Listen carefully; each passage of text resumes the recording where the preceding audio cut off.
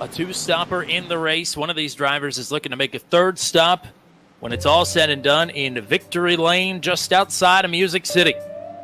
Hunter Engrave and TJ Crampton were up front all of last week at Homestead, and they bring this one to the green up front again.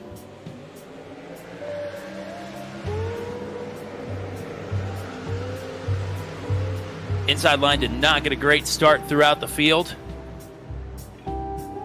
but it got a good start up front as Hunter Engrave leads the way.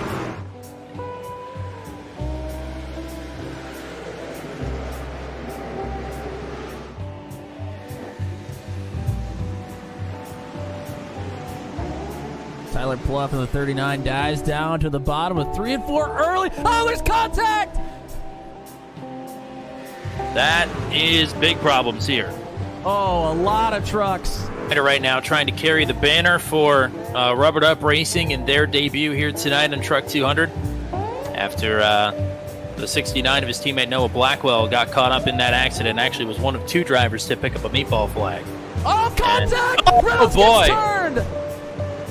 There's the caution. Bensy showing his hand early here. Not even to the first round of pit stops yet. Lap 46 is what the leaders are working. And Caleb Bensy, twice a runner-up in Truck 200 competition, showing the way here. And we're still looking at the replay. I wanted to go back and see where it was initiated. Bensy got a big run off of turn 4 the lap before he made the pass. He gets barreled into here. I believe that's Jeff Oakes. Crampton was right behind him, and I think Crampton got a little piece of Barry as well. Pit cycle. Whoa, Bensy! Oh. He gets into the 8 of Miglin. Trying to take him high, then tried to swing underneath. Miglin shut the door. Trying to work through lap traffic has made the battle for the lead all but possible here. And now the top 2. Oh, Bensy tries to squeeze him. Side by side. Up the track, squeezes Crampton.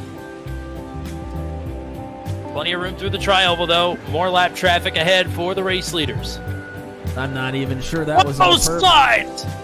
Huh. Crampton going to send it in deep. Bensy down low to defend. It's all Caleb Bensy after 2 runner-ups. It's finally 29 to P1 here in Nashville.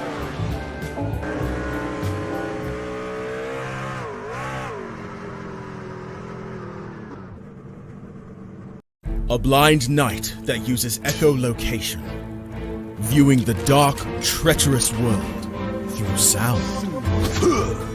Trapped in a dungeon keep, endangered by combatants, where hazards lurk around every corner. Make sound to have vision, or don't and be stealthy. Avoid impaling threats throughout the dungeon to escape.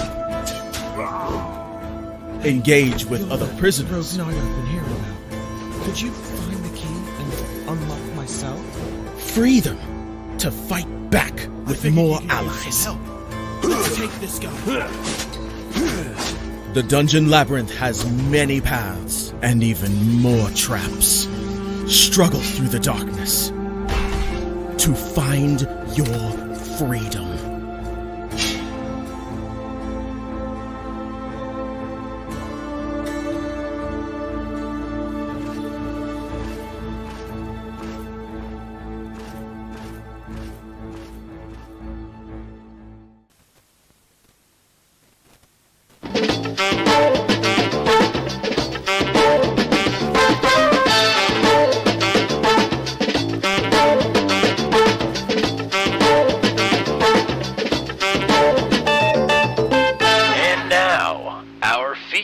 Presentation.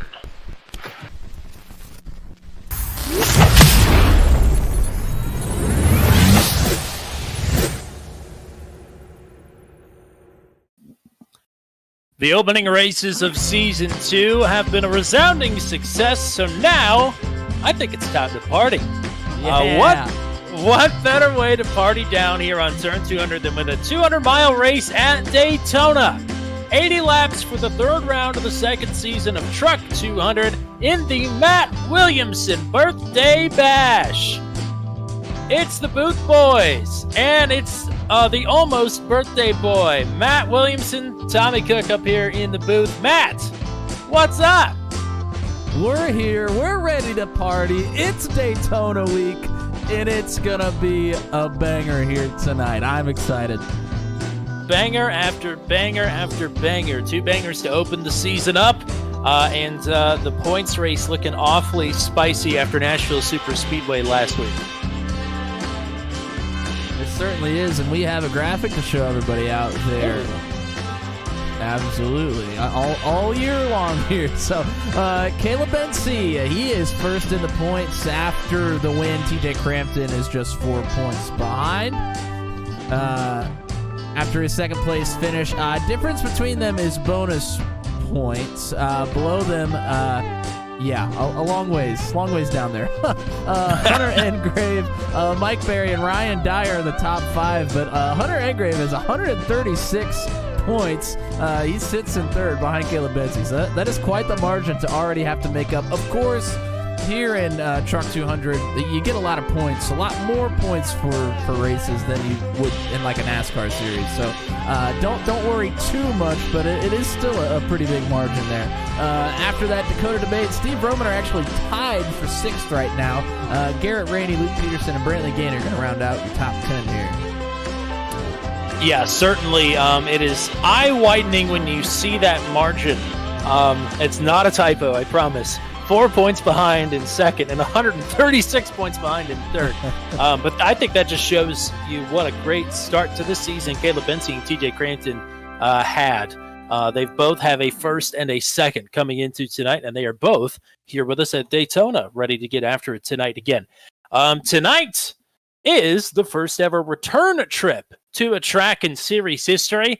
Here's a handy-dandy little stat sheet from last season's 10th round of the inaugural season from right here at the World Center of Racing.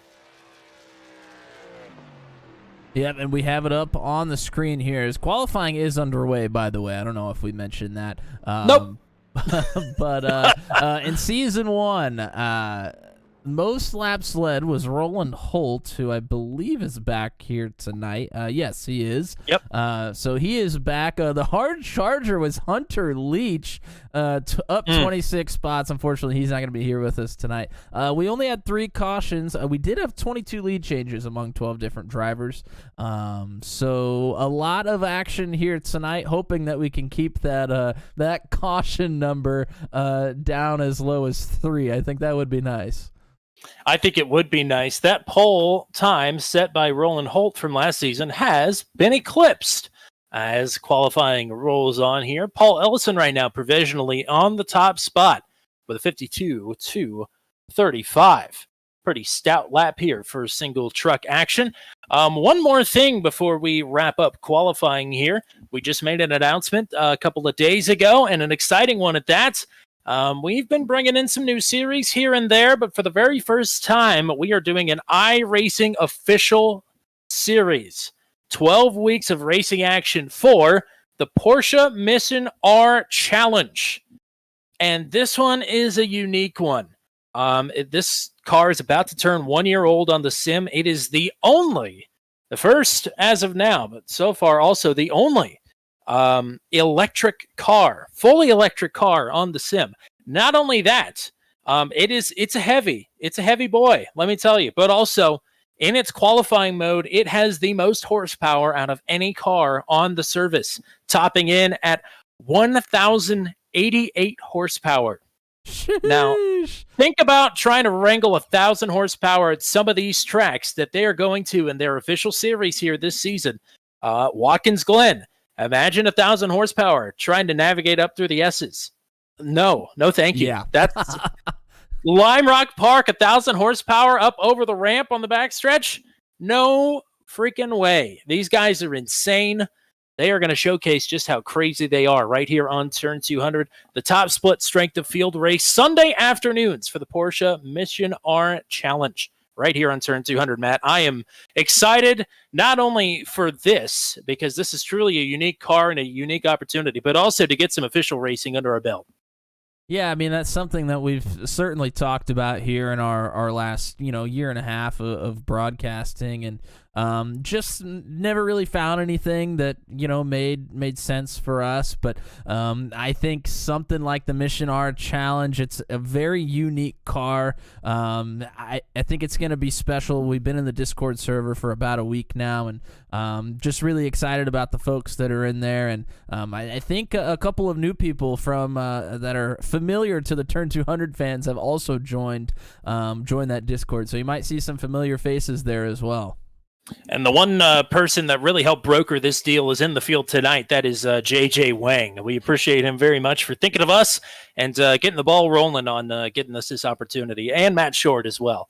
Both of those gentlemen have helped us out a tremendous amount by putting this deal together. As we only have one truck on track, it's Dan Miglin, and he is not going to make it back to the line to put up his final time. It is that time for qualifying here for 80 laps of racing here. Round number 3 of the second season of Truck 200, and with his first career Truck 200 pole, Paul Ellison will lead the field to green. Has been needing the finishes to come up here the first 2 races. This is a great opportunity for him here tonight. How about Nathan Reynolds? He got the short end of the stick last week. He is looking to do a whole lot better here tonight from the outside of the front row. Row number 2 is Steve Froman and Luke Peterson. Matt Schlosser will be making his debut here tonight, starting on the inside of the third row. Roland Holt is back in the field after missing last week. He starts in 6th. The current points leader is Caleb Bency. He rolls off in 7th. Ryan Dye finished 2nd in both of the Super Speedway races last season. He is looking to do one better here tonight from the 8th starting position. Christopher Kresge is back in the field. He starts in 9th. Brantley Gainey will line up to his outside, round out your top 10 starters. Second in the points, TJ Crampton in the 11th starting position. Bradley Brandon making his debut tonight, starts to his outside in 12th. Cody Claiborne and Mike Berry on row number 7. JJ Wang and Hunter Engrave on row number 8. Dave Payton, another debuter here tonight. And Kyle Zittel, the winner of the Daytona race last season, start on row number 9. And row number 10 is Drew White and Pascal Simard. I've got some admin stuff to do here real quick, so Matt, you can go ahead and read the rest of the lineup, scroll through it, do whatever you want to do. It's your day. It's your pre-birthday bash here. All righty, well, after Pascal Simard, we'll have Tyler Pluff and Matt Houston starting 21st and 22nd. Behind them, it'll be Dakota DeMade and Gavin Sanders. You'll notice that Dakota DeMade and Zach Flaum, who's starting 25th, are going to be sporting some, we'll call it unique paint schemes here tonight. We'll talk about that a little bit later here. Also, Dan Miglin, Jeff Oakes, Troy Thomas, Jeff Smith, and Daryl Klotz are going to round out our field here. 30 drivers here tonight around Daytona, and that is a great-looking group right there. I think we are in for some great action. We have old names, new names, like literally a couple of brand new names making their debuts here tonight. It could get wild, could not get wild. We'll have to find out. I think it's going to get wild. I think that is a completely fair assumption. Yes, a couple of brand new names to the channel. 2 drivers that have never started a race on Turn 200. Dave Payton, as well as, oh my goodness, Bradley Brandon. Brandon and Peyton, completely new. Matt Schlosser, not new to the channel, will be a name you'll hear a lot coming up on Wednesday nights here in a bit. You've already seen him a couple of times in the Daredevil series, but this is his first Truck 200 start. So a lot of exciting names and faces, and excited to see Gavin Sanders and Matt Houston back in the field tonight. Exciting development to see both of them back. They were both in the Daredevil race a couple of nights ago, and now they are back with the trucks. Yeah, and we're going to take a look at the weather conditions here real quick. 95 degrees on the track temperature, and here around Daytona, handling isn't the biggest thing you're going to talk about, but it does come into play as the runs go on, especially if you come in for a green flag stop and don't take tires. It can get a little bit squirrely after you have a couple runs on that set of tires there for you. 100% fuel capacity, 0 fast repairs. That's a big one tonight. 3 extra tire sets. The fuel window is about 30 to 35 laps, and we have 80 laps here tonight. So probably going to be a 2-stopper unless the caution comes out in a good spot and somebody's able to stretch the fuel. But we will see as the pace truck is about to pull off. These truck drivers are full of surprises. A lot of things can come up and grab you here at Daytona. Green flag is out. We are racing at the world's center of racing. Once again, Truck 200.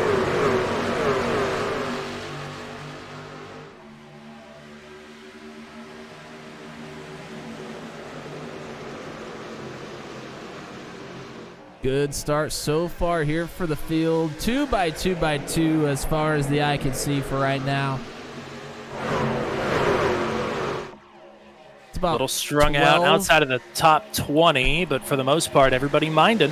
Yeah, it looks like about 12 rows 2x2 and some stragglers there on back, just trying to get their footing beneath them and feel this thing out, which 80 laps is a long ways to go here around Daytona. So they have plenty of time to kind of hang out there in the back, figure out what strategy they can take here, and then get a plan of attack rolling. Nathan Reynolds leads lap number 1. Couple people in the chat early here. We got Jacob, Nagy, Madison Bowen, and Flinky Roberts in the chat. Flinky thinks that a Venom driver is going to win here tonight, and I think that is definitely possible as we see Bensy is going to roll out of it here, and he's going to go all the way to the back, not really liking something that he's seeing up there in the front. I tell you what, for the most part, it looks like everybody is being pretty orderly, but you can never be too careful here at Daytona. No, certainly not. I mean, here in the trucks, you can get some pretty big runs. So, I mean, it's tempting to try to go 3 wide, but 3 wide is pretty tight here around Daytona. It's not nearly as wide as Talladega, where you can go 4, maybe even 5 wide if you're feeling really daring. 3 wide feels really tight in the corners here. It certainly does.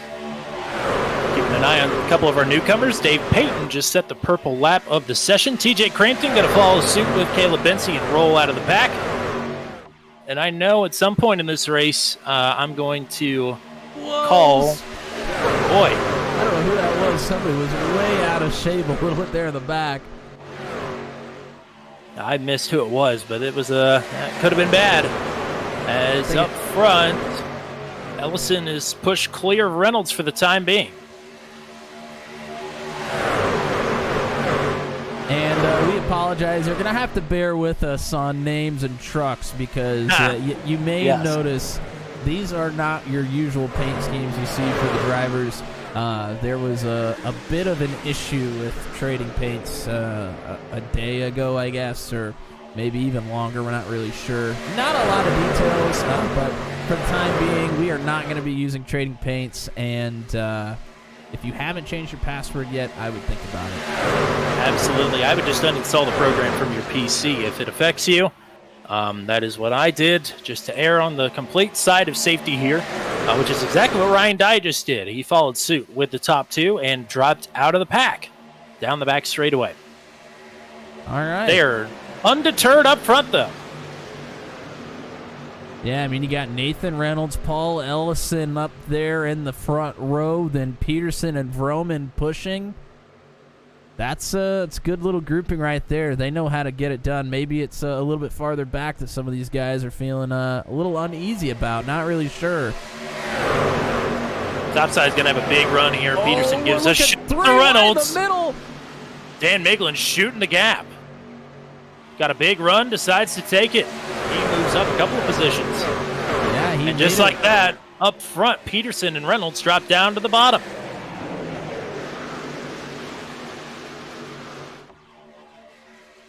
Yeah, that outside lane is going to have to get some numbers here. A lot of trucks all together there on the bottom. Pretty good run here, though.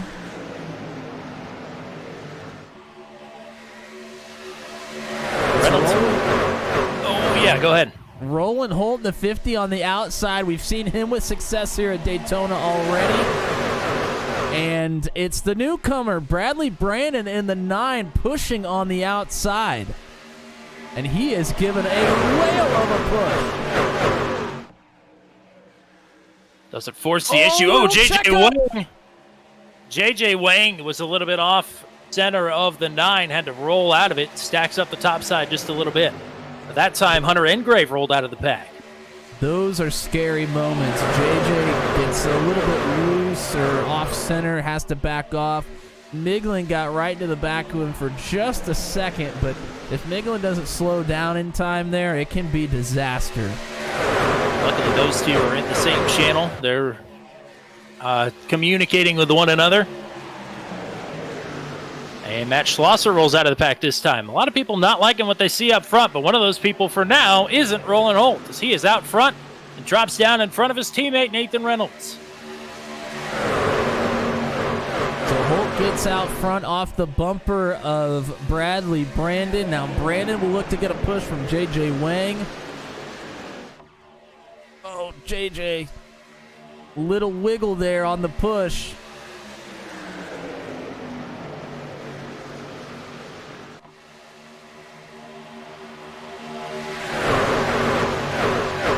To be quite frank, no idea what Bradley Brandon's experience level is with the trucks. I know for J.J. Wayne and Dan Miglin, it is minimal. They are certainly odd bedfellows at this point, trying to work the top side and move up to the front of the field. It's not slowing down J.J. Wang at all. So he pounds away on the tailgate of the 9, trying to get him up. Reynolds a little bit up the track here. He's a little bit wiggly here the last couple of turns. Yeah, and you can see it's difficult to push. I mean, it's hard to see out in front of the truck in front of you, especially in the corners. It's just awkward being really tucked in there. Now Brandon is getting a big push here. Little loose. He's lost his help for the moment. Reynolds pushing hard. And here on this camera angle, you can see the long line of single file trucks behind this pack. Nobody wanted to take any chances at this point. Woohoo! That might be why everybody backed out of it. Oh, somebody's on the apron. Kresge. I think he's going to save it. Nelson got a piece of the apron as well, into 3. But boy, oh boy, they are nearly door banging, trying to side draft up front. Wang and Brandon up top, and Reynolds and Holt on the bottom.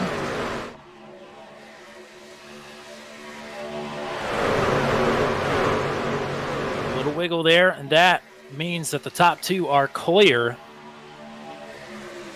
to move to any lane that they like. Yeah, massive push there from Reynolds to Holt. Oh man, J.J. Wang inches away from making contact with Luke Peterson, who's trying to chill there, 3rd on the inside. Yeah, I was just going to say, Peterson doing a great job of just kind of minding the gap here, making sure that he stays somewhat tucked in there behind Reynolds but doesn't get too close. Those top 2 are going to have a lot of rubber banding going on with different runs and speeds. They'll get out front for a while and really push and then get backed off. 9 got a little upset off a bump there into the turn from J.J. Wang. As we have 10 laps complete, working lap number 11. This outside lane doesn't have a lot of trucks. There's about 6 actually together. There's another couple just kind of hanging out in the back as we see a lot of wiggling going on here. Peterson, Ellison, Kresge all got incredibly loose there on the bottom line. Wang is a little bit loose on the top.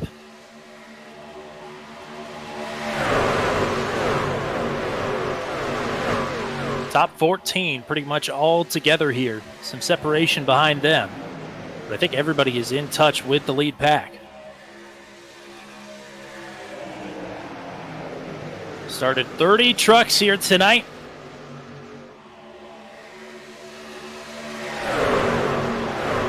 As Bradley Brandon making up ground on the top. Oh, Yeah, he is so close to being clear. He's not going to take it. Probably the wise move. JJ Up into the Wang. wall, Dave Payton. I mean, it's a miracle that he is still going. He hit the wall pretty hard. We'll have to see if he's able to hang in the pack. Peyton, he's going to fall back a little bit here. Still on the outside lane, just trying to get regrouped. And this outside lane hurting for numbers a little bit. That is not going to help their case unless he's able to get back into the draft of the 777 of Christopher Kresge. Looks like he might be able to do so.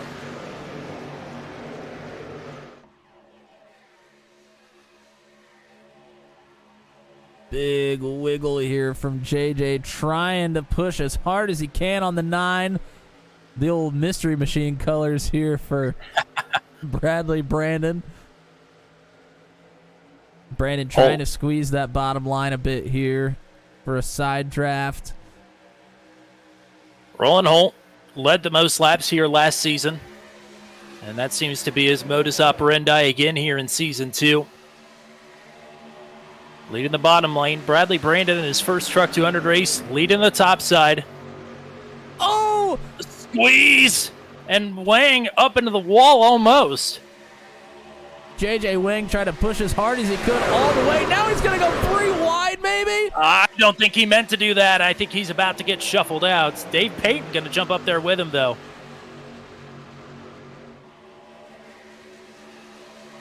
So now Bradley it's... Gainey threads the needle. Now is third on the outside. Payton, I think maybe with netcode contact from Kresge, finds the wall again. Now it's Miglin pushing the number 9 of Bradley Brandon here on the outside. You mentioned it. Brantley Gainey has found his way into this grouping as well. He is third in line there on the top. And JJ... Oh, you can't bump in the corners. I think Brandon's going to get shuffled to the middle here. Miglin's going to find his way to the front. Tight quarters. Oh, boy. Oh, my goodness. Yeah, this is precarious. Tight. Brandon's still hanging in there in the middle. I don't know how. He has no help. He's going to almost find his way back to... He is. He's back in front of Miglin. Miglin up into the wall. Oh, my. Oh, this is messy. Oh, we are shuffling for dear life here. A couple drivers through the Geico restart zone on the apron. Here's Froman and Pascal Simard into the mix now on the bottom. This top side is all disheveled. JJ Wang decides he wants no part of that top lane. He goes to the bottom. It's a sinking ship that unfortunately Brantley Gainey just got passage to. Oh, man, we are snaking all over the place there on the bottom.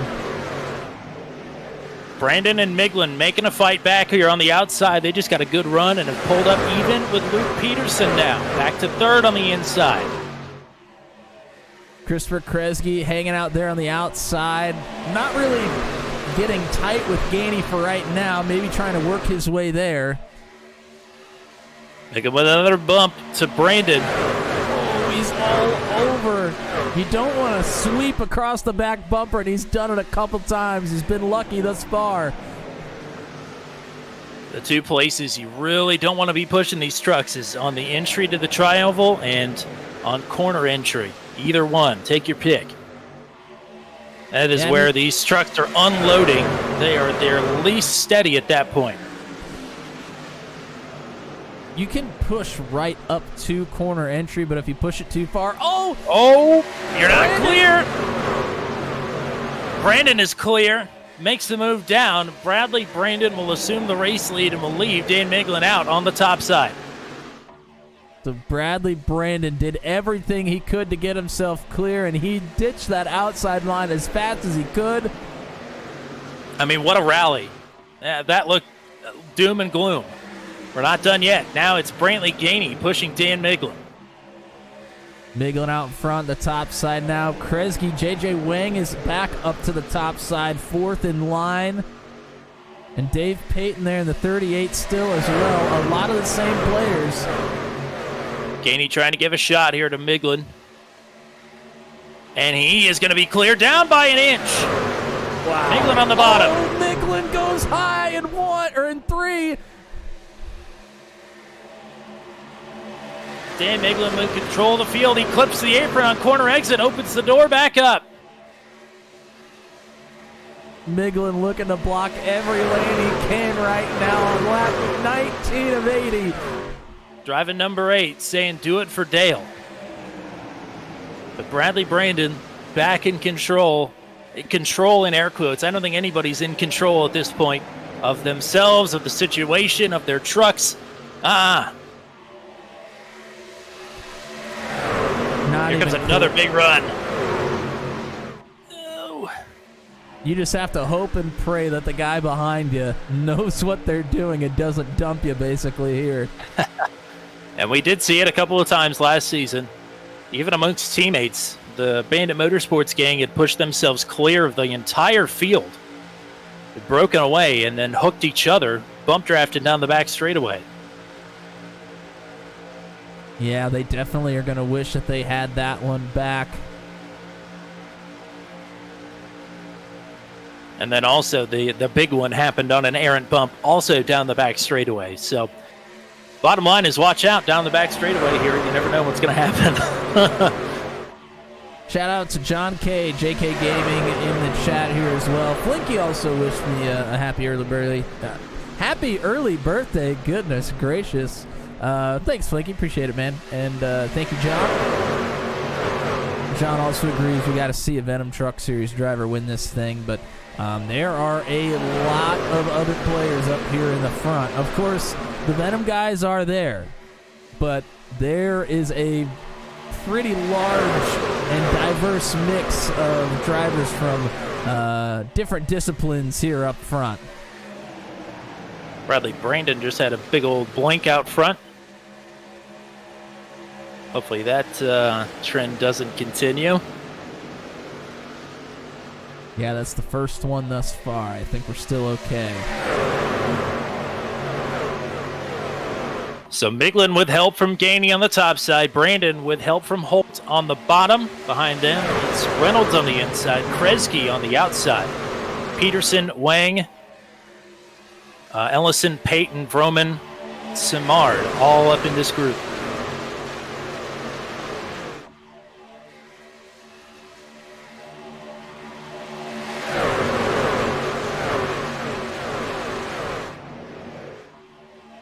The action has been intense for the first 21 laps, but nothing too crazy thus far.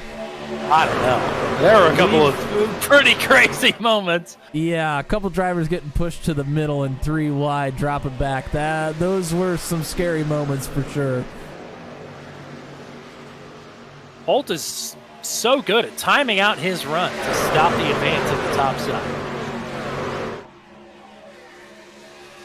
That top line will get big runs, but Holt is timing it out just perfectly where Miglin doesn't even have a chance to get down. Got Joshua Rutherford in the chat cheering on Paul Ellison.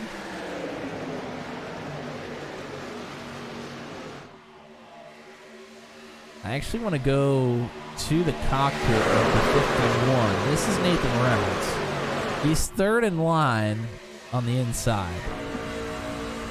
And this is what he's looking at. There is a truck in front of this blue truck, which is Holt. It's just, he hardly ever sees him. Only when Holt kind of wiggles out, maybe to get a little bit of clean air. It's the only time he ever sees the 9 of Bradley Brandon.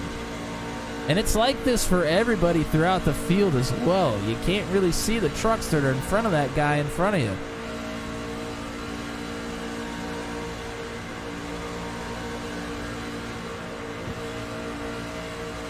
Here, Reynolds, he lifts off the gas every once in a while, just trying to keep this gap up to the 50, about the same distance all the way around the track. If he feels like they need to push, he's going to suck up to him, but if they're just riding pretty good, he's going to stay a little bit farther back.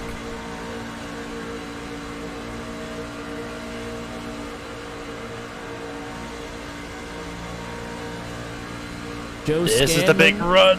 Oh. And he's clear. Miglin back to the lead. Clear again. We saw. Oh, he's on the apron. Contact. Oh, big contact. Here it is. Oh, boy. Brandon Miglin.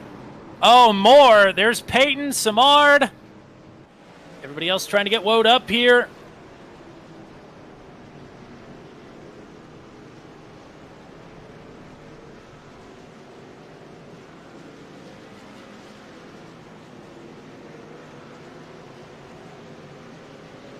First caution is out.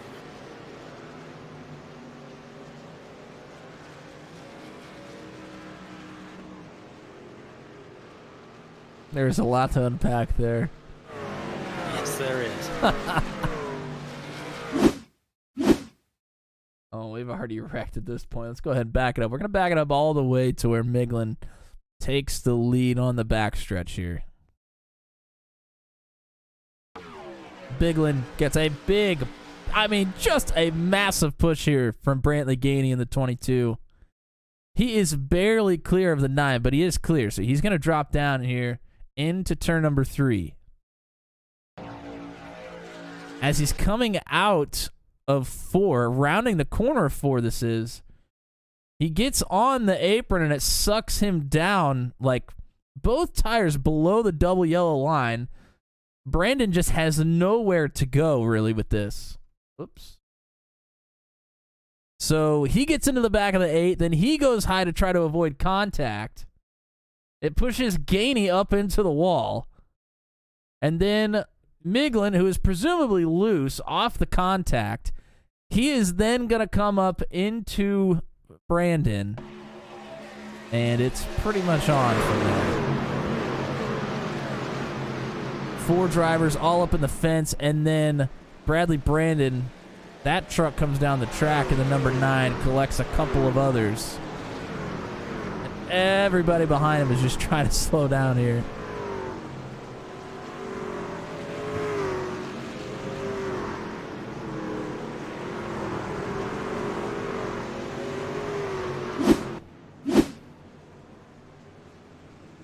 And that is a perfect time here for the drivers for pit stops. I mean, we were definitely less than 10 laps away from probably having pit stops here.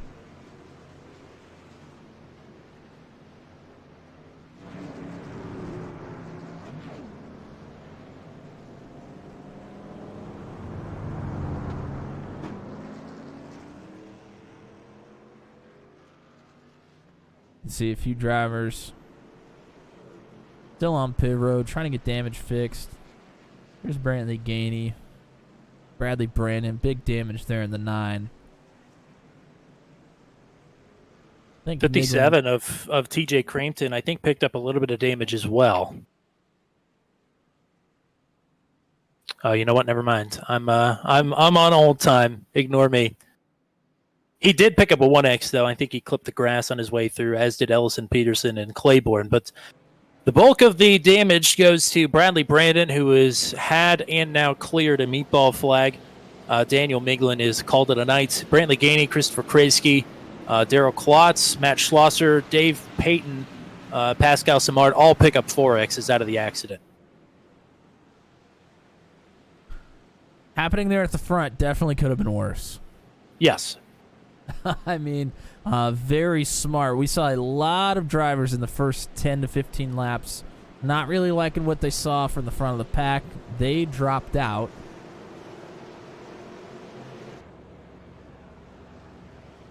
And they're reaping the benefits now.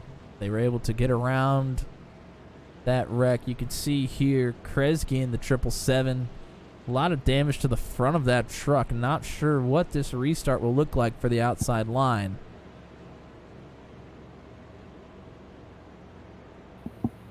Well, we know one thing. It's on lap 28. Still need another pit stop here before the end of this race, no? Oh, most certainly, yeah. We are definitely going to have another stop here. So it'll be a 2-stopper for fuel. Now, we're going to need to go about 15 to 20 laps. If we have another caution come out, they will probably be able to make it on fuel after that. So take a look at the back of the pack here. This is Dave Payton there on the outside. A lot of damage. 76 of Samard. He had some damage there on the right side of the truck as well.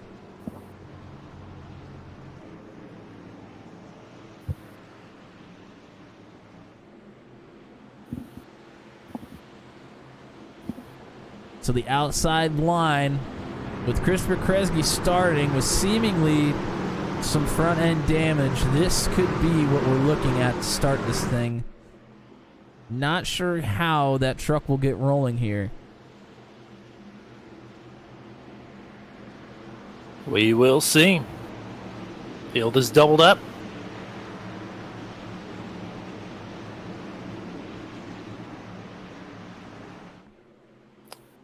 And it is under the control of Roland Holt, who will take the inside and brings us back.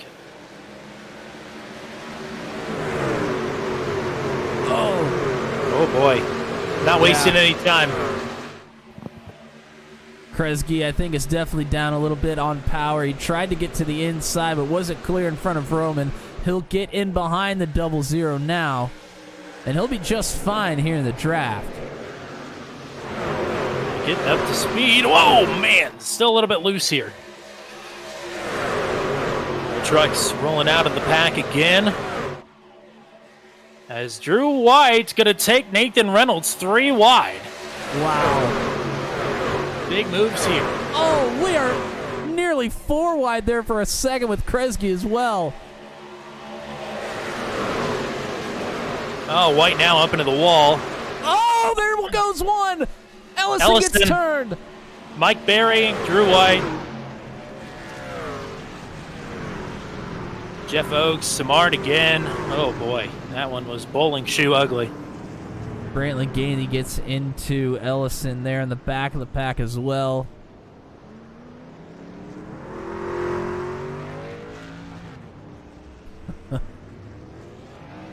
Yeah, that was a very chaotic restart from the drop, and it really just never got sorted out.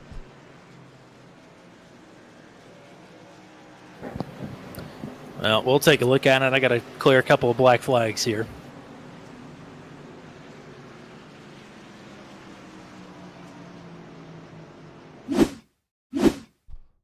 We'll try to find this thing here. Gonna go ahead and back it up. I mean, everybody gets really jumbled up here when we go 3, nearly 4 wide for a second. Kresge's here on the bottom. J.J. Wang. Reynolds is in the middle.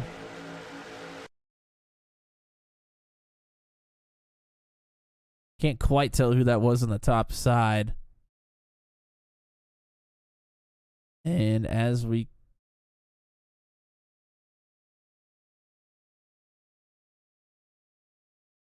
come off of turn number 4 here, there's one in the wall. Don't really think that affected this, and actually I take that back. It's Drew White. Drew White's in the wall. Man, these paint schemes are really messing with me here. Yes. There's a truck to the middle. White kind of comes down the track, forces that truck to turn to the inside, spins Ellison out, and everybody scrambles.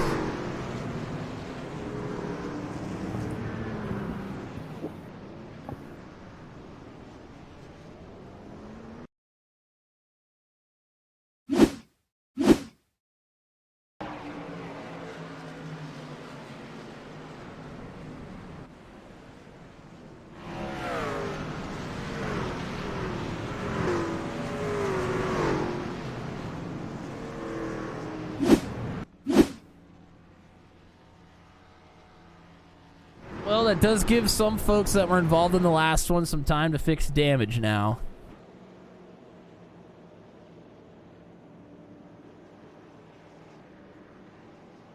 Second caution of the night. Saw some folks come down to top off on fuel.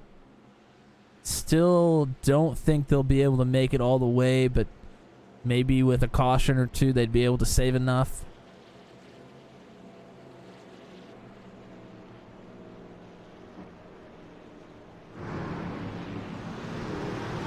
Also, shout out to Jan Van Leer at Insert Coin Racing.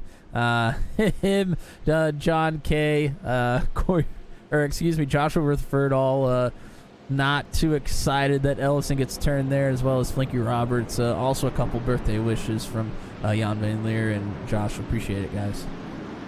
Yes, to Joshua Rutherford, I have got your message. I will get back to you after the race.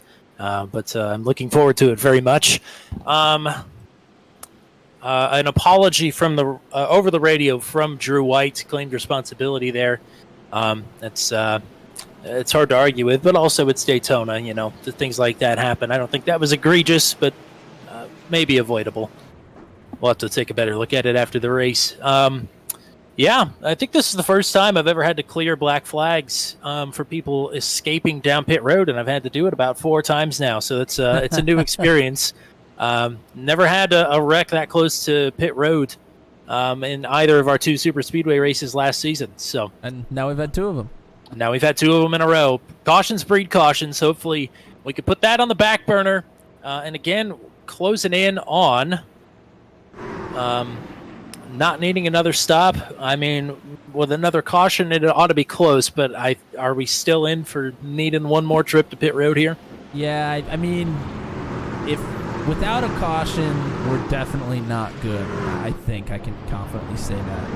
Now, if we have a caution, it's going to be close. We've seen a lot. We've had a few drivers come in to top off even on this lap here, so they're electing to go all the way to the back of the field to top off on fuel, and I think their hope is we have another caution and they can save enough that they'll be good and they'll be able to leapfrog this field once that caution comes out.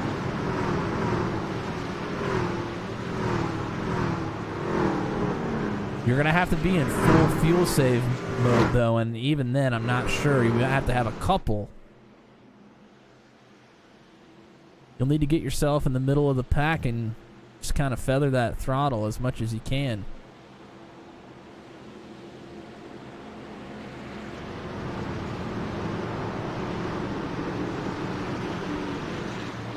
The lap 32 of 80, approaching the halfway mark here in the Matt Williamson birthday bash at Daytona. Roland Holt has fought his way through the fire and flames to stay out front. Steve Roman will drop straight away into the inside line.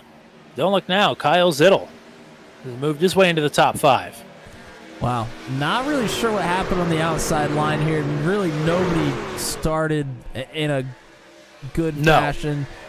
Everybody drops down to the bottom, and there's a bit of a pack that's kind of breaking away here.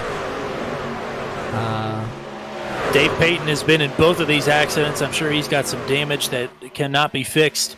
Hunter Engrave, Mike Berry trying to work through it. Cody Claiborne, Brantley Gainey have been involved in both of these accidents as well. So lots of sorting and shuffling through the field here.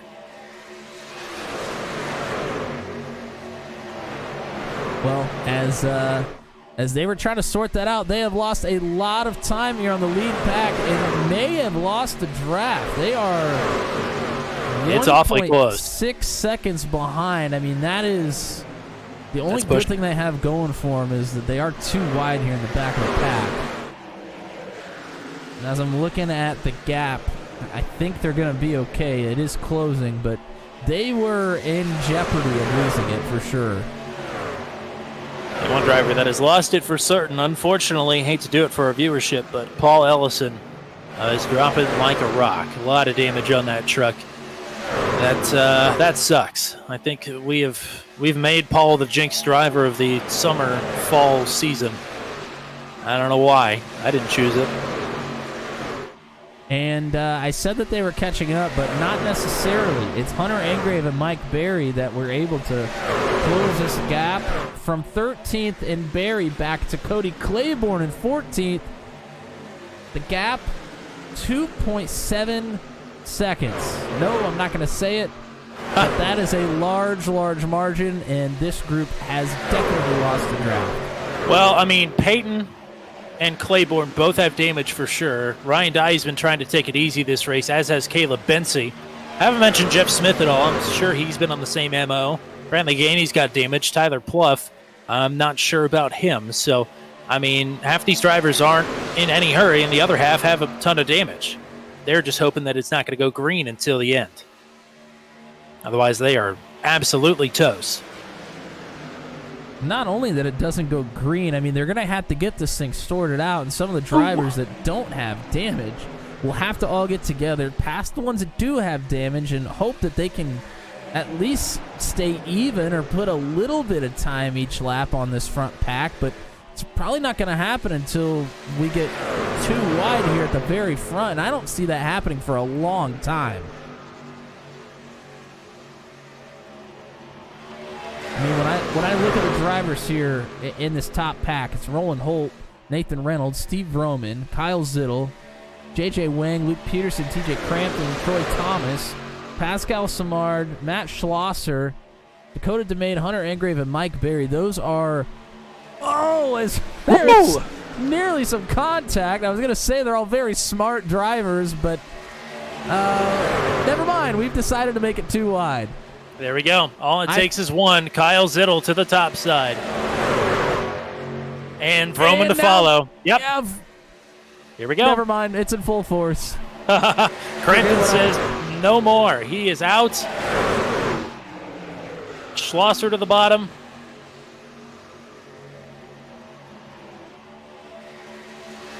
Tyler Clough in the back trying to direct some traffic and get on the march.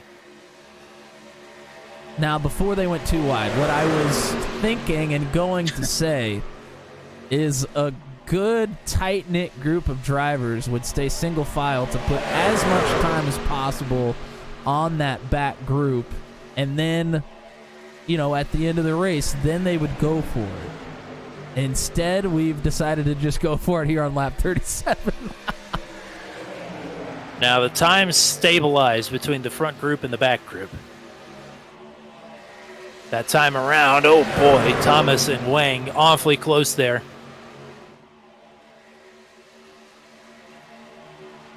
And what this allows is that back group will not go a lap down, probably for the rest of the race. So if a caution does indeed come out, they're going to pull right up to the back of these guys, and it'll be game on from there.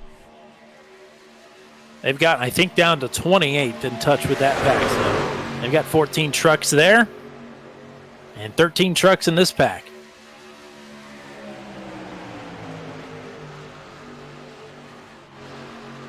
It's the inverse of how they were running at the end of the Daytona race for the Venom Truck Series with Zittel behind Vroman. They were still trying to work that top side, and they both ended up in the infield care center for sure.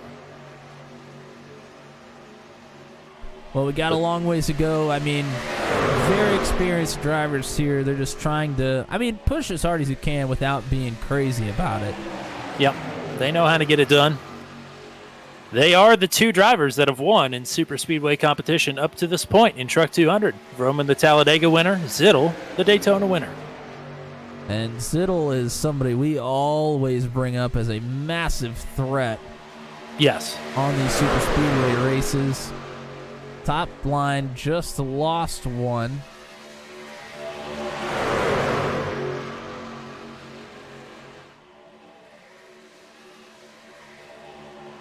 I just have to jump to the back for a second to make sure everything is going okay back there. They are still losing time, unfortunately.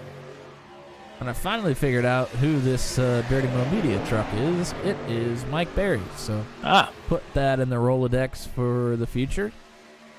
See, I still see some of the old paint schemes, which is interesting. Even though I've completely uninstalled the program, I've still got some of the paint schemes from the last couple of weeks on these drivers. Some of them are the default standard, and some of them have funky numbers and custom schemes, but most of them, I don't know, they look the same. I could see on the broadcast we do not have the same paint schemes for sure. Quite interesting. Yes. Wish it wasn't something we even had to worry about, but that's the way data breaching be. Yeah, and from the sounds of it, I don't know if it was, so bad that we're just going to have to uninstall and never use it again, but Better to be safe than sorry, for sure. Yes.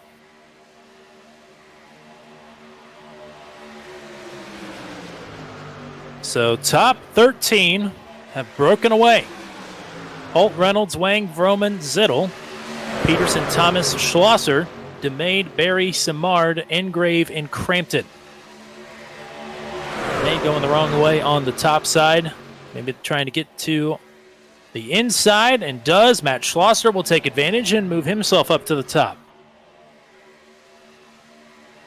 You see the big pack of 14 behind them. About 7 seconds behind the end of this group. Almost a whole straightaway there on the backstretch.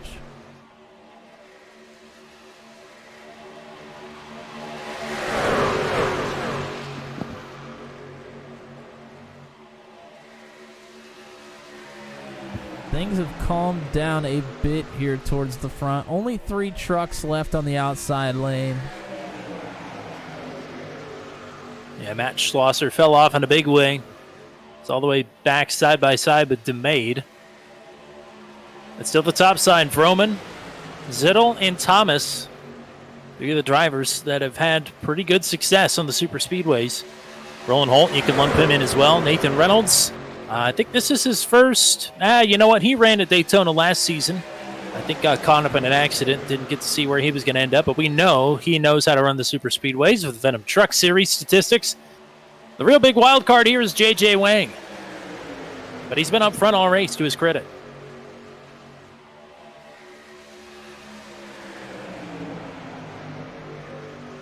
Yeah, Roman. he has. Oh, boy.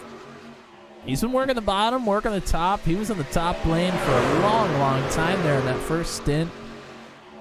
Then got down to the bottom, then decided to work the top again before the caution came out. The first one, that is. And an update on Paul Ellison. I think somebody dropped back and gave him a draft before he was out of range, and he is in that group of 14 behind the lead pack. So that's a little bit of news to brighten the day, hopefully. Also a bit of an update. This pack in the front has elongated a bit. Caleb Bensey is at the front of this second group, and they have started making time up here. They still got a long ways to go, however. Certainly a long ways to go, but about 5 laps ago, I said they were 7 seconds behind, and the gap right now to Schlosser is 6 seconds.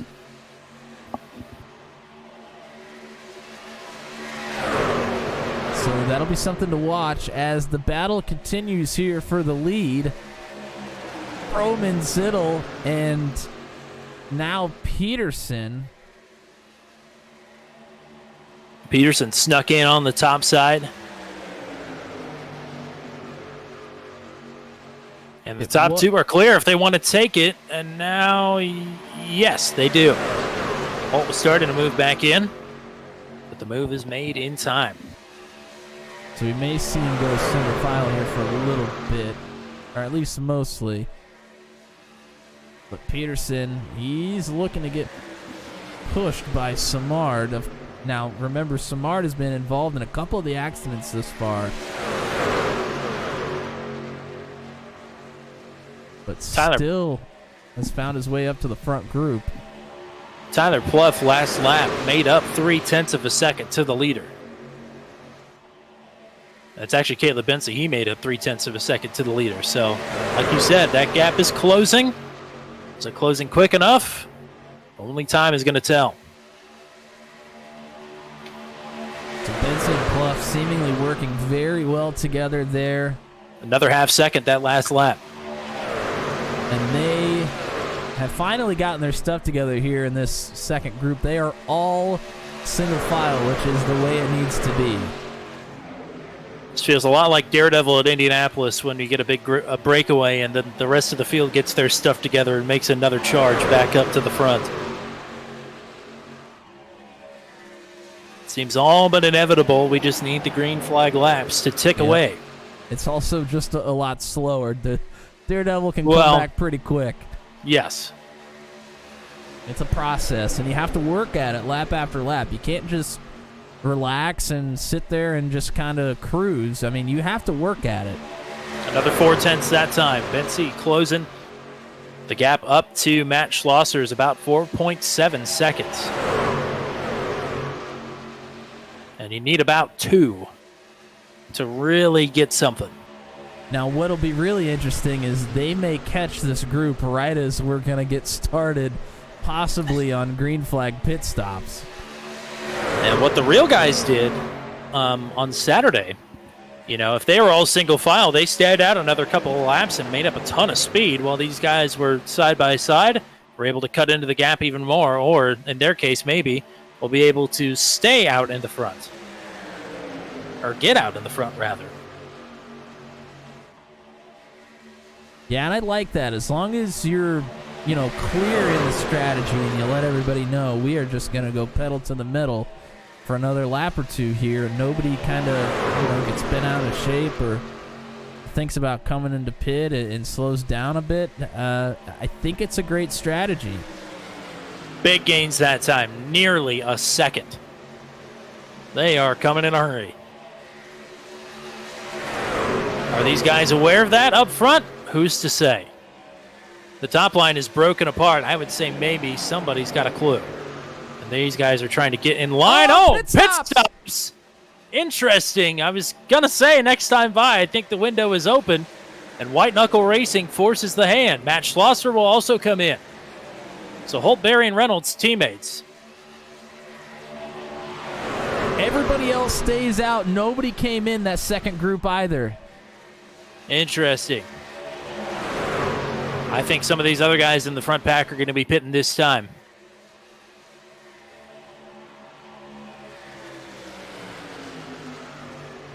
We saw this with Bandit Motorsports. They all came in together and then were able to basically take control of the race until they imploded. Schlosser was in 4th and came out 2nd. Here we go.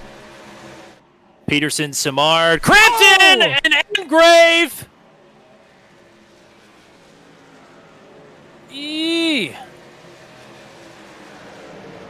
Crampton going to get it rolling.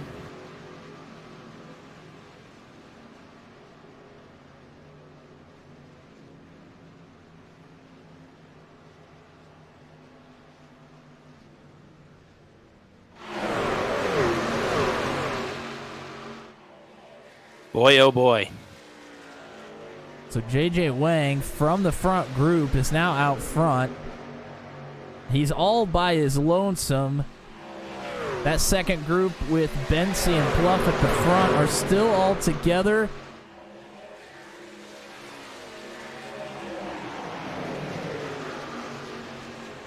If we get a chance to breathe, I'll try to take a look at it.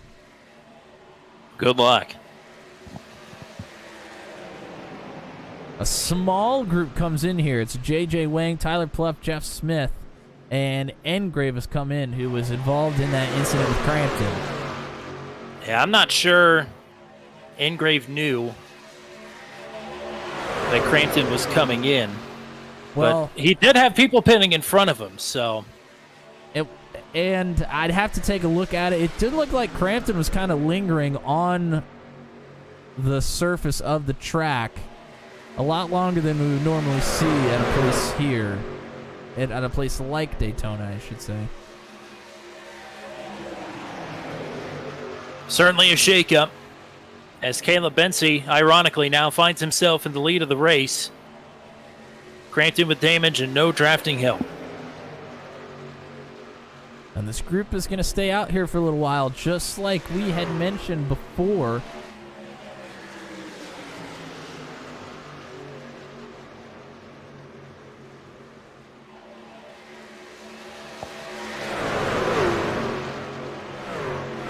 Everybody else that came into pit has gotten jumbled up a bit here. Kresge and Claiborne nearly got crossed up, pushing the pusher.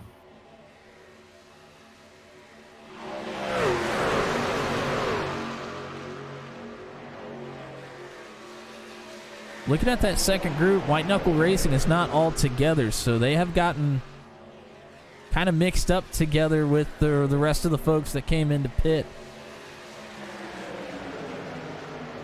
It's always so cool to me how pit stops work here, and that how this many people pitting separately can all come back together in roughly the same amount of time.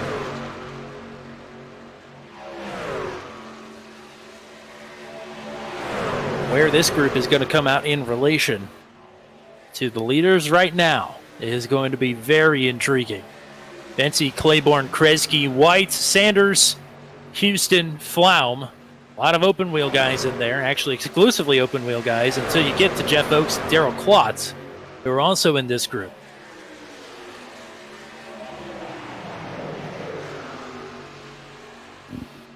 Realistically, when can these guys stretch it out to?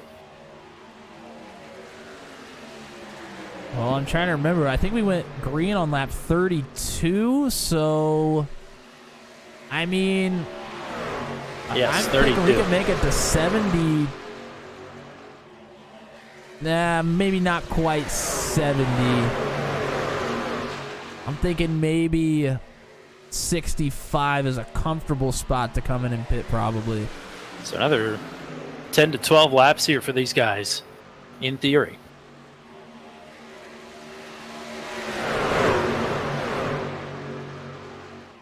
And this group is going to go around Ryan, Dye, and Ellison. So Dye and Ellison getting lapped here.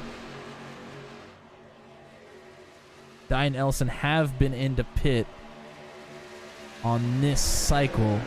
So they should cycle around to being on the lead lap still, at least for a little while. Certainly will be well off of the one of the two lead packs, whoever comes out on top.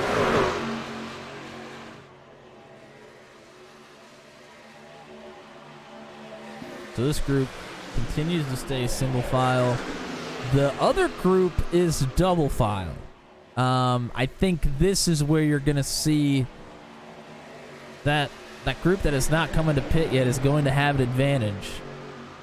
They are all working together quite intently. This other group, they are not. They are racing each other and very hard.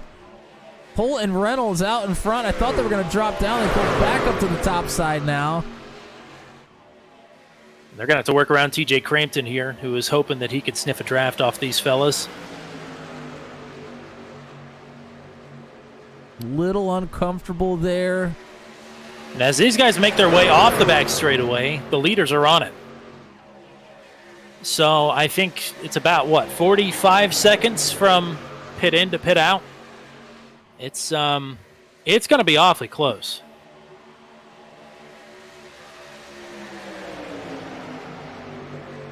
But these leaders right now certainly making up a bunch of time. They are on it. Yeah, I mean, looking at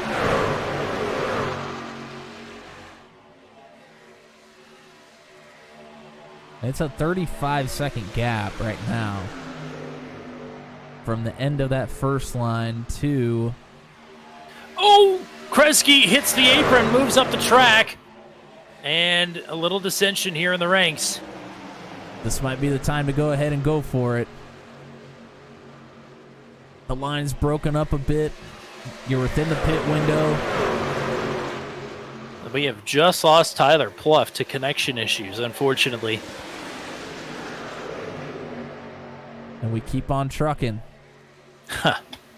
Love it. Kresge, ever since he was involved in the incident, he has been struggling with handling pretty badly.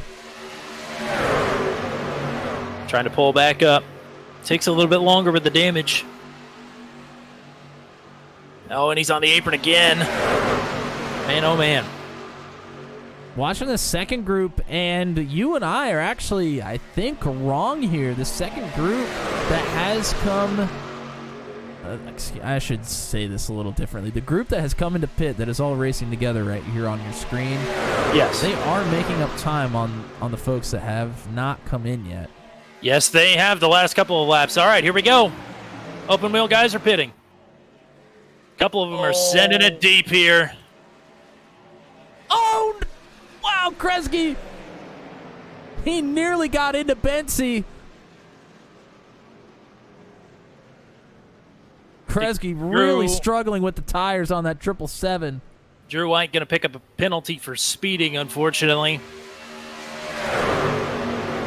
Here comes this group. Steve Roman at the front along with Roland Holt. They are out of 4 right now. Bensy and Sanders on pit exit. I think they'll be able to overtake here. Now, can Bensy and Sanders catch the draft? That is the question.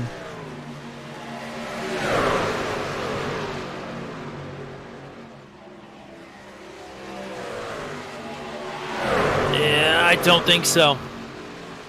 Maybe off of Dakota DeMade. DeMade might lag back for these two and allow them to catch up. Matt Schlosser also going to help in this battle. Jeff Smith as well. I think these two might be the only two. Should point out, that is not for the lead. Jeff Oakes and Darrell Klotz, Mopa Motorsports teammates, are still out on the track, have yet to pit. Heard some talk that they might pit this time. And Bensy and Sanders, I think they've latched on to Jeff Smith here, so they should be okay. But they might be the only two. And that's a shame for Cody Claiborne, who really helped get that line moving. Oh, boy! Peterson super loose here on the bottom. J.J. Wang was trying to squeeze him a bit. Oakes and Klotz into pit road now. This is the lead pack.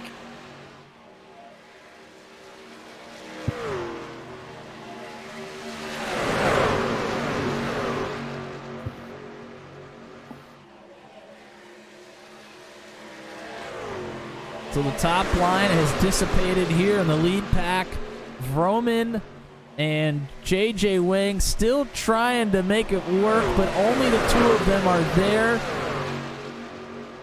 Coming up on lap traffic with Drew White here. They'll try to clear him. Oh, wow, awfully close, but they do it. It's always nervous moments for everybody. For Drew, for the rest of the field. You'd much rather be caught on the backstretch here, but hardly ever happens that way. Unfortunately for Oates and Clark. Oh my gosh, Jeff Oakes and Darrell Clark. I'm done. They are not going to catch the draft, unfortunately for the Mopa Motorsports teammates. There's your birthday present, partner. I hope you're happy. I love it. Roman and J.J. Wang, a big push here from the 61. 61 getting aggressive with the bumps. Steve Roman by a nose at the line.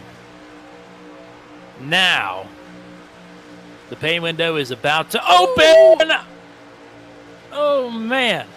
Second line starting to form up here. Some of the drivers in the back, they see the light at the end of the tunnel on the top side. Schlosser on the top side, lap truck of Drew White, also Dakota DeMay, but they are starting to fade back a little bit. They need to get organized. They've still got some time to do so, though. 19 laps to go. Plenty of racing left. A quarter of it left, in fact. Them's some quick maths I bring you back here for. Something like that. Yeah, sure. Bottom line stacking up a little bit. Peterson on the apron. Simard rolls out of it. We mentioned it at the top of the broadcast how handling will come into play if you have a couple of runs on the tires, and that's exactly what we're going to get into here right at the end of this race.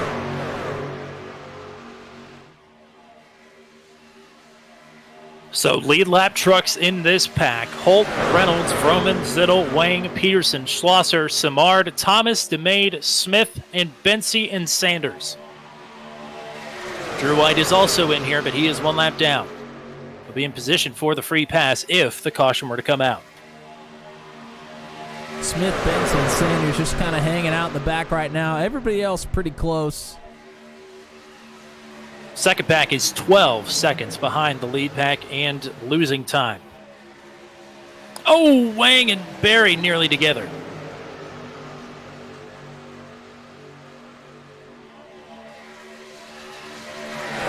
Schlosser And now Dakota DeMaid starting to tighten up on that top line. JJ with a shot to Steve on the top.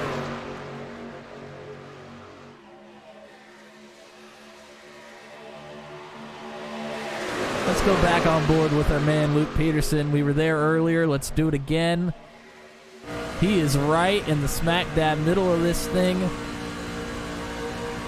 I think he's 5th in line on the bottom, but yes. the top line is kind of was even with him. Now Vroman's pulled up even with Kyle Zittel. Oh, Zittel off the apron a bit. Oh, man, we are all crisscrossed here. Simard in the middle of 3 wide all of a sudden. Schlosser going to roll out of it. That's the wise move. I don't think Simard meant to get up the track that far.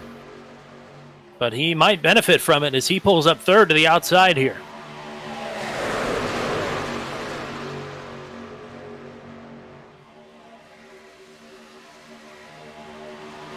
Everybody's trying to figure out where they want to go.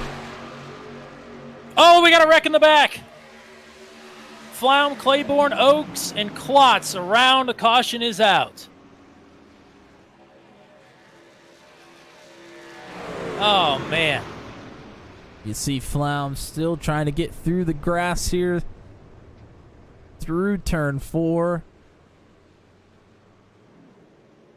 These guys were back in 13th, 14th, or 15th. So did not have my eyes on this one.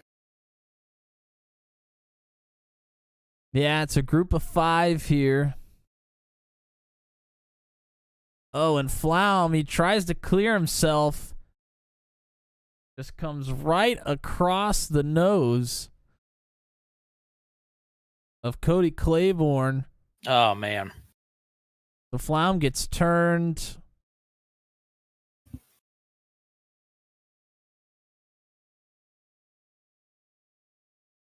The 5 of Jeff Oaks is going to get into him pretty hard. So damage for probably 3 trucks there if I had to guess. Didn't look like Flaum hit the wall too hard, but definitely going to be some damage there. No meatballs for either of these 4 gentlemen. They certainly all have damage. And hopefully it's not too extensive for Cody Claiborne because he, like I said, he should get a lot of the credit in helping Caleb Bency and Gavin Sanders get up to that lead pack. It's a shame he didn't get to get up there with him, and now has to pay the price for it with being caught up in an accident. And now, that's interesting. Yes. Another caution, our 3rd of the night. That matches last season's total. Something tells me we shall be exceeding that total here very soon. By how much, I don't know, but even 1 is the new record. All of a sudden, everybody feels like they got a chance here. And you know what? I think it's because they do. Let's not kid ourselves here. Anybody that is still on the track with 4 tires on their truck, hell, even maybe 3 at this point, might get the job done. As long as you're rolling, I think you got a shot.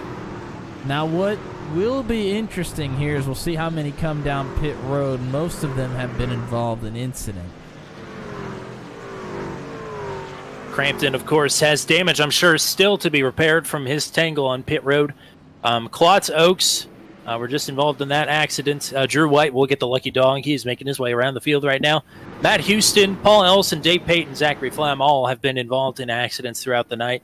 Which I'm not sure if Matt Houston has, but the other 3 certainly have. But Matt Houston was the beneficiary of playing the long game at Atlanta in the Daredevil series last week, so who's to say that strategy isn't going to work for him again tonight?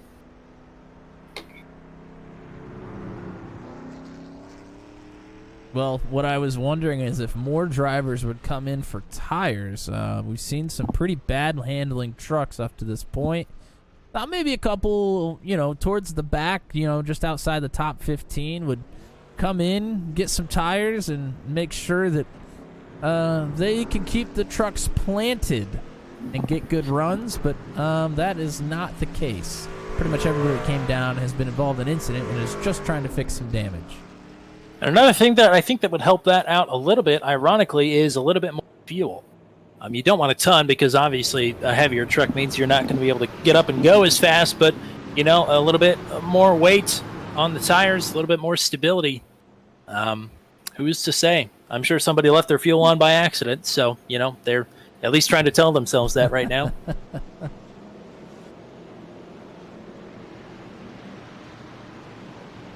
Oh, man. Well, who are we betting on? Who are we thinking here? Well, John K was just in the chat saying he doesn't know who to bet on here. Yeah.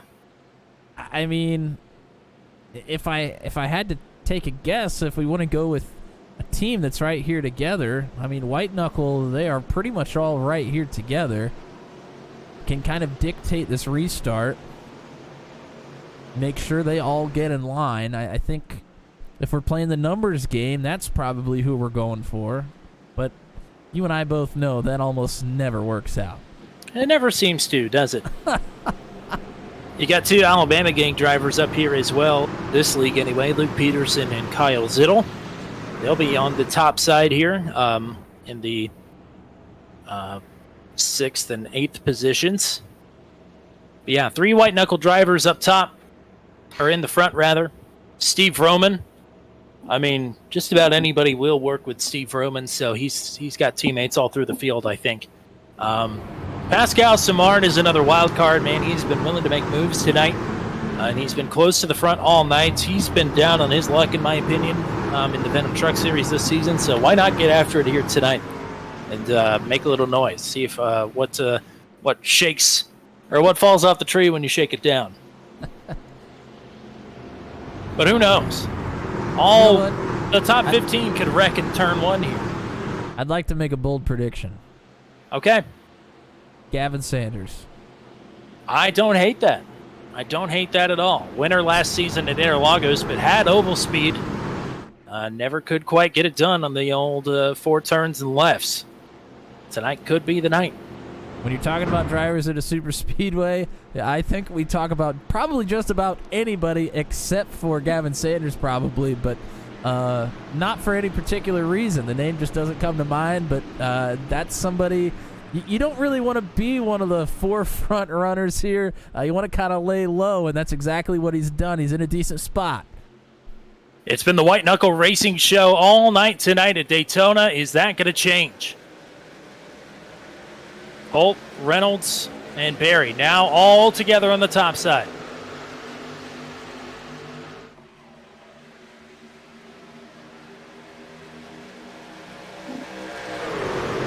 Now all together on the bottom, Zittel, Peterson, and Vroman. Behind them, J.J. Wang, Matt Schlosser as well, and Pascal Simard. Vroman jumps up in front of Zittel.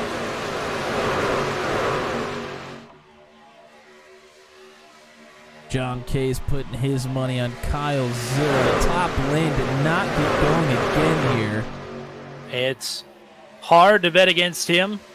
I haven't mentioned Roland Holt at all. He led the most laps here last season. He has certainly led the most laps tonight. And he leads at the 10 to go mark with Steve Roman to his outside. Now the field starting to get back together again. Another one on the top joins. It's Pascal Simard. Jeff we're Smith. wrecking in the back. It's Zachary Flaum again, Jeffrey Oakes again, Christopher Kreisky, Paul Ellison. Well, caution is out for the 4th time.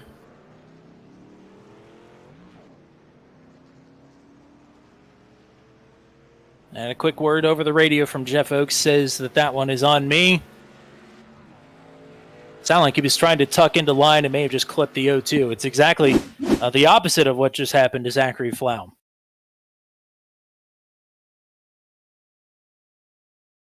We'll back it up here, get a good look.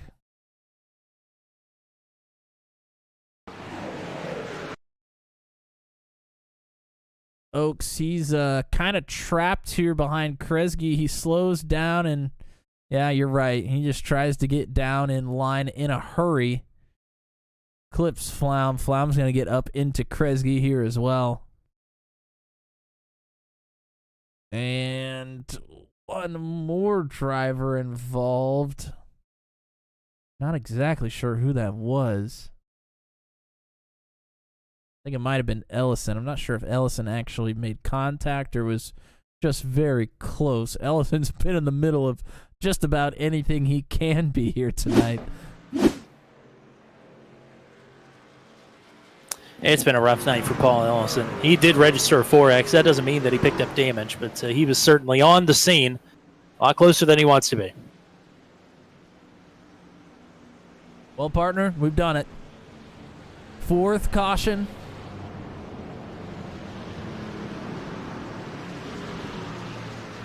We just had an incident under caution. I'm not sure why or how. Dakota DeMade went, he must have tabbed out, and then we had contact between Peterson and Barry. So, not malicious, but contact nonetheless. So I don't know. I don't know what to make of that, other than it's the end of Daytona and it's all happening. Everybody's getting froggy here. Yeah.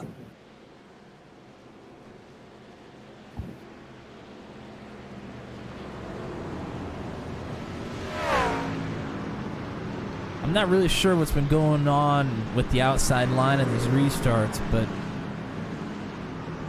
they just haven't got it going. I mean, the first 3 or 4 might have a decent start, and the rest of them just fall off the wayside. So that outside lane's certainly looking for a better start here to put themselves in good position.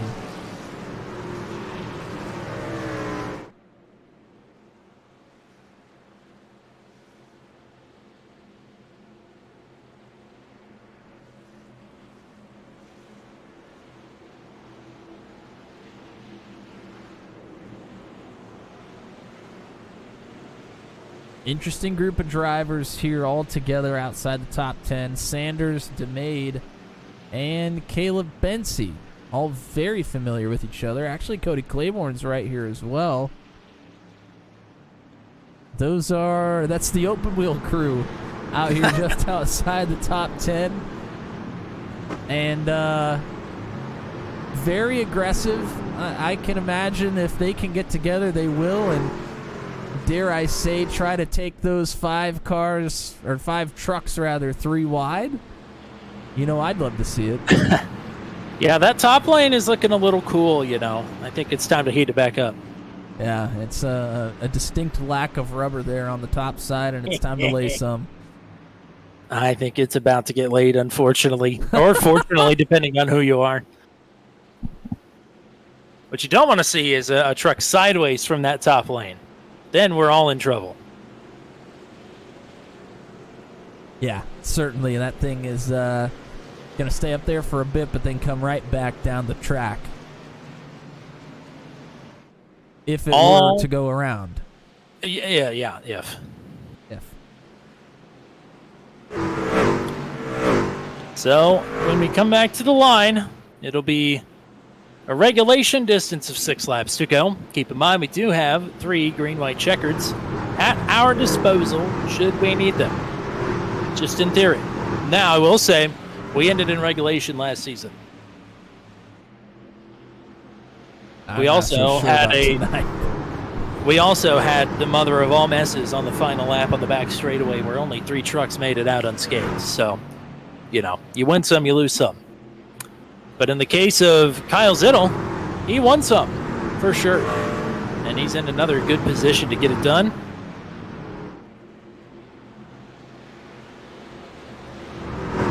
It's make it or break it time here.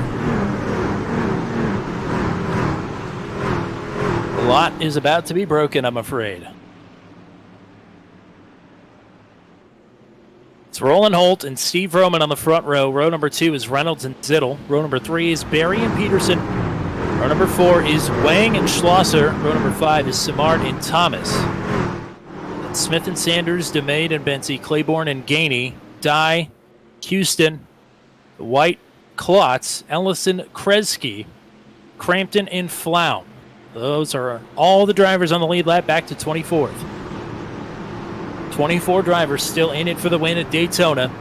Coming to 6 laps to go. Roland Holt in control of the field, has his teammate behind him to push. Steve Roman with his preferred dance partner as well, Kyle Zittel.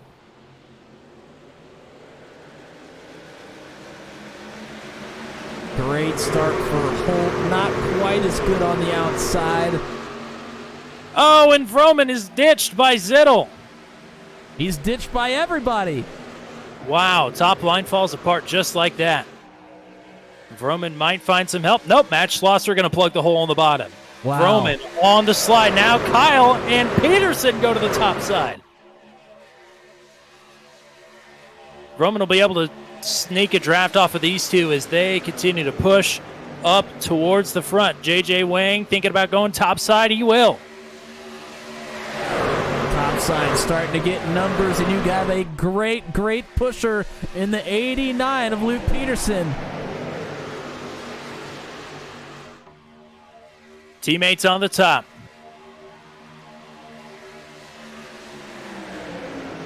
It's Zittel at the line by 4 1,000ths. 5 laps to go.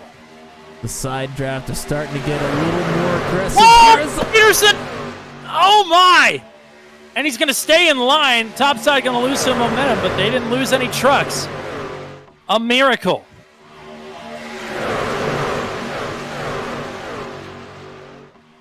Can't afford too many mistakes like that. They survived the first one. And they're right back to it.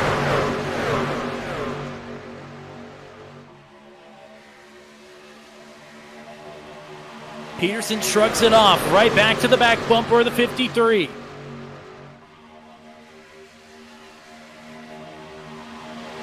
Four to go. Peterson all over that back bumper of Kyle Zittel. He pushed him out to the front that time around again.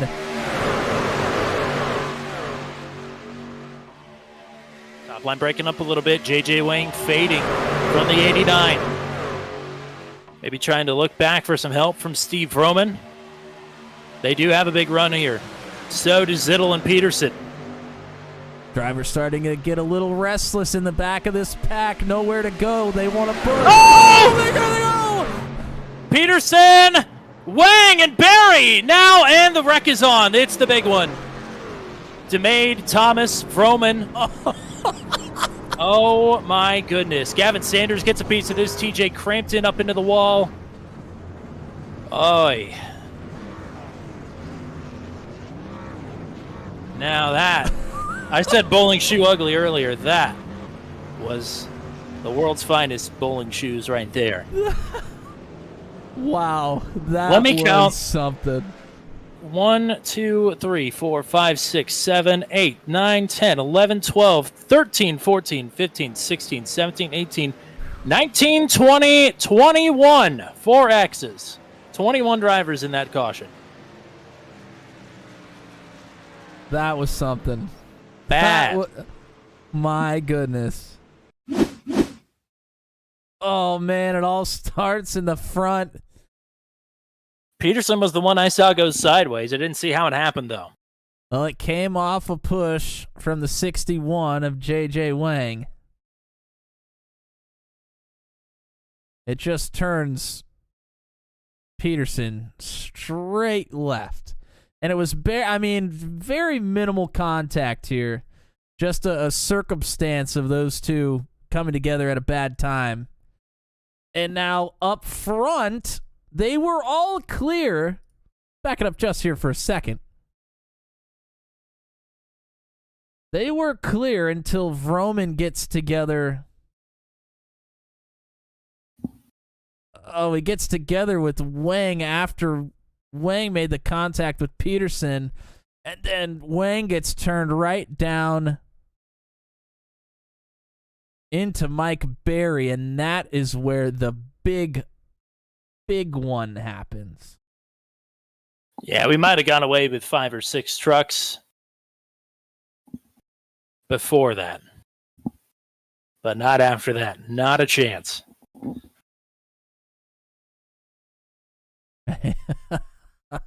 I'm gonna go back and just have a nice full run through here from this angle. This is a great angle.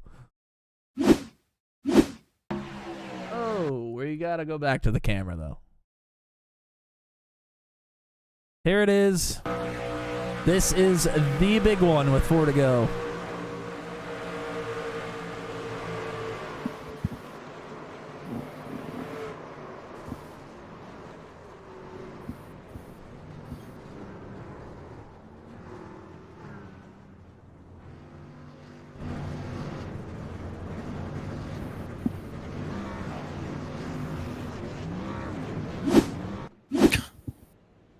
Wow. Boy.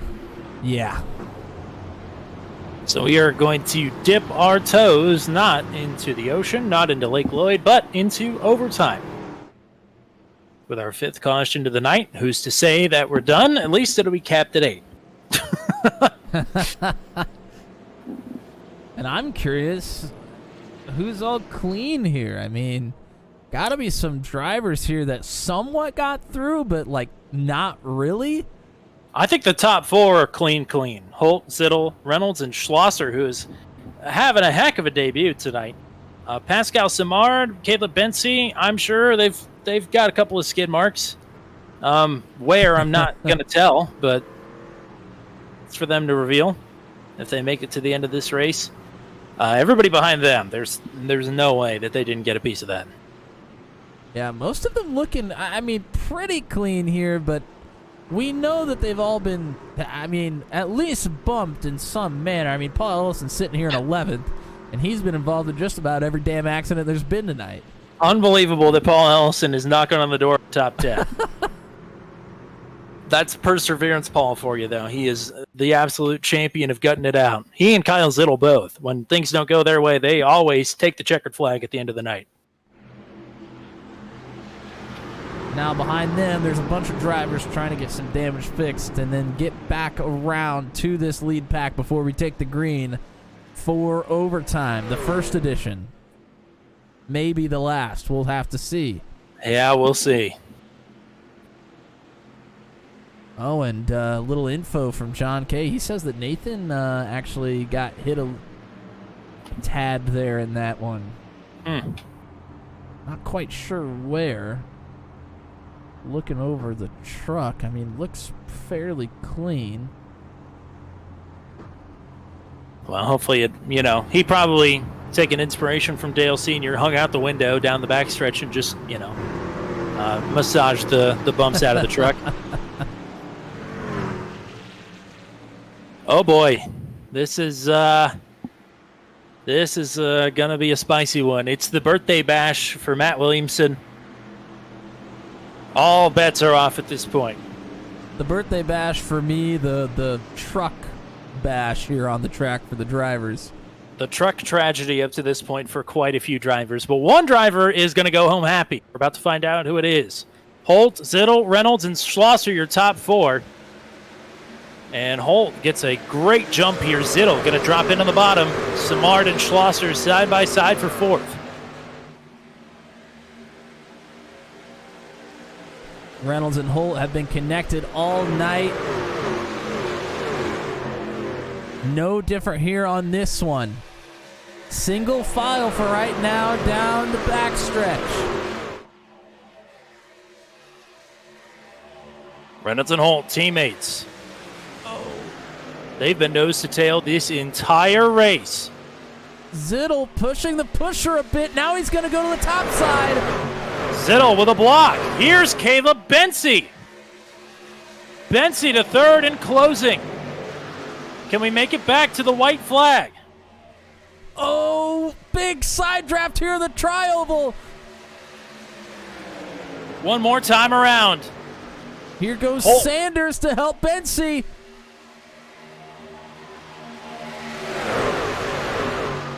Oh, a little bit of contact there. Nobody's going to give an inch. Nor should they. Zittel still trying to mount this comeback here on the backstretch on the outside. Reynolds trying to box Bensey in on the bottom. Zittel working the top with help from Simard. Roland Holt showing the way. Final turn. The dash to the checkers. Does anybody have anything for Roland Holt? It's Roland Holt's race to win, and by God, he does it at Daytona.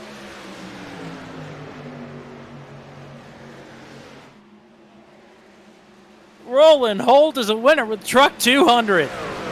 He has survived Daytona after missing last week due to family circumstances. Roland Holt, in his 11th career start, will take his first career win.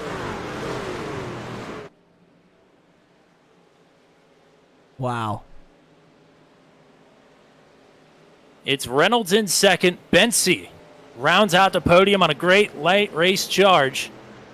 The points leader looks to gain quite a bit as TJ Crampton finishes down in 20th. They were boxing out harder than Shaquille O'Neal down there on the front stretch. I can't believe nobody wrecked there at the end.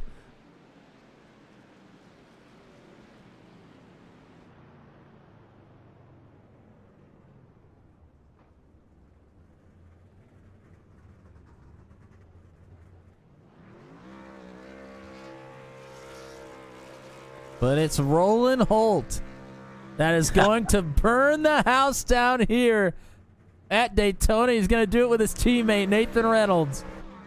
Incredible stuff. Nathan came to us about a quarter of the way into last season and said, hey, I've got a guy that I run official races with. You mind if he hops in Truck 200? I said, no, of course, bring him in. Then he immediately started posting results. It's like, oh yeah, this guy is pretty good. Did not take him long to find his way into victory lane. 11th career start, first career win for Roland Holt. We have yet to talk to the man himself. We hope that he will make it into booth 200 here shortly. Nathan Reynolds will take another runner-up finish. I believe that is his second career runner-up finish in Truck 200 competition. Caleb Bensey then will round out the podium a week after his win at Nashville Super Speedway. The points leader with another big night here at Daytona. Kyle Zittel averaging a second-place finish here at Daytona. I guess a 2 point. I don't know how that works. Fourth place tonight for last season's winner. And Gavin Sanders, you were pretty close. He worked his way into the top 5 there and at the end of the race. Pascal Samard, first career top 10 for him and for Cody Claiborne. He will finish in 7th here tonight. Good return effort for Christopher Kresge at the end of it all. He will take his best career Truck 200 finish with an 8th place effort. Matt Schlosser was up front all night. P9 not really representative of what he was bringing to the table here tonight, but a top 10 nonetheless. And how about Daryl Klotz? He's been rattling off some good finishes here of late. It's a new best career finish for him in Truck 200 competition. Zachary Flaum in 11th.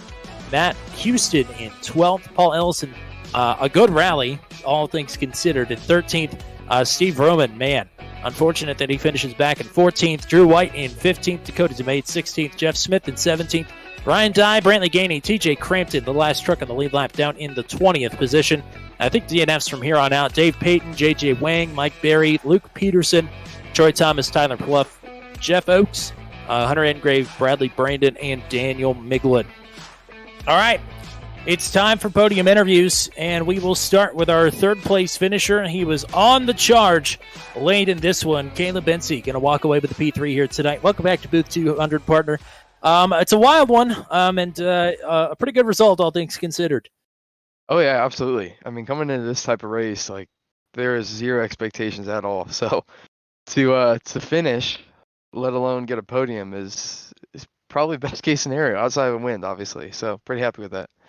I mean, we kept our eyes on you all night, just because of the way circumstances were working out. You and Cody Claiborne in particular were putting in good work to try and catch that lead pack back, and on a pretty good pace to do so. With you and Gavin Sanders come out with the lead draft there, and then what's the strategy from then on? Are you trying to just hang with the pack, trying to push, or what's the deal? Yeah, so I'm not really sure why we got so far separated from that front group, but yeah, once we kind of, I want to get to the front because I knew there's a couple guys damaged, so that could have been why, but got to the front, and yeah, Cody was just awesome with the push, like just connected very well and just pushed all the way down the straightaway. Never really felt like I was going to wreck, so huge shout out to him there. And like you said, we were making up a ton of time. We wanted to try to stay out, try and catch that pack because we thought we were pretty well organized, running good laps.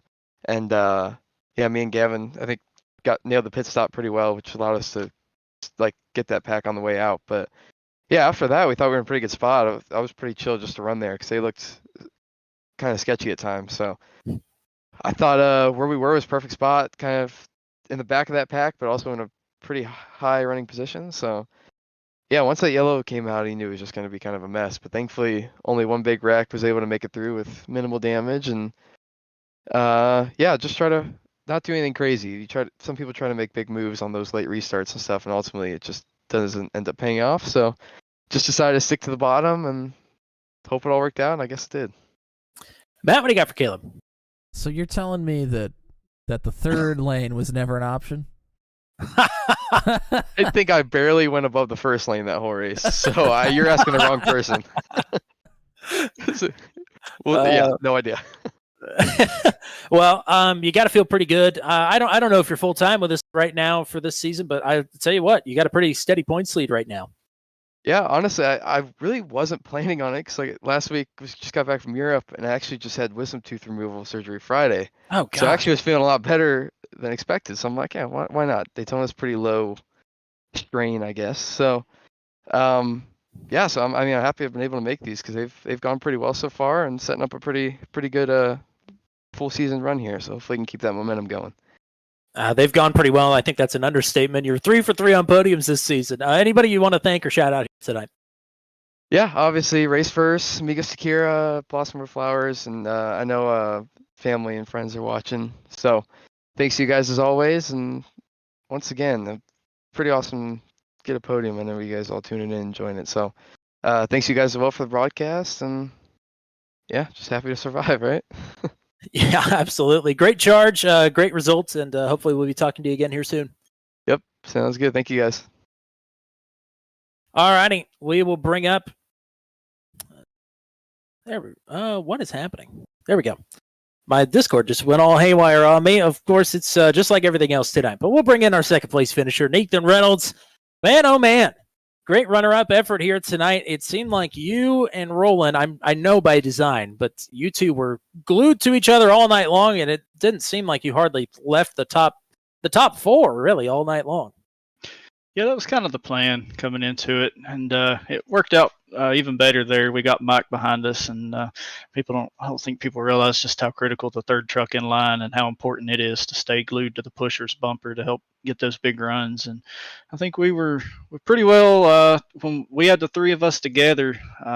Pretty untouchable. It felt like we could go wherever we wanted to and do what we wanted, and it just great team effort there. It was definitely white knuckle racing. That was close to it. Absolutely. All throughout the night, a lot of people in and out, but certainly white knuckle racing was the consistent group up front. Then you lose your help there after the big one with Mike Berry, unfortunately not getting to finish this race. Any amount of worry there at the end of the race now that you've gone from 3 to 2? Honestly, no. The biggest worry that I had was Kyle Zittel and how much help he was going to get and who was going to help him. That was what I kept telling Roland. I was like, if we're going to lose this race, it's going to be to him, and it's going to depend on where his runs come, because Kyle's the Denny Hamlin of super speedways. You got to watch out for him. And when I kind of seen what was left there, if I knew in the back of my mind, if Caleb didn't get hooked up with him, I felt like we had a really good shot, and we were fortunate enough to do just that. We just track position. It's hard. It's hard to generate runs here, and then when somebody does get a run, it's very easy to counter. This is my first super speedway on this new package with this truck with this damage model. It's a lot different. You can really shove somebody. Well, it sounds like the people that weren't crashing tonight had a lot of fun. So that's that's some good news. Matt, what do you got for everybody here? Well, congrats on the P2. You just said that you can really give somebody a shot with the new damage model. When you're coming down to the wire here out of turn 4, there's a couple different philosophies. You just either stick to the guy that's in front of you, or you try to block the guy that's kind of next to him. I guess with a teammate, you're just going to try to push. But was there any thought in trying to block that outside lane for Roland? No. I was committed to his back bumper, and if somebody got a run to our outside, then good for them. I was just going to do what I could to kind of generate one and back and get him back out in front. And we were timing them. I won't say we were timing them.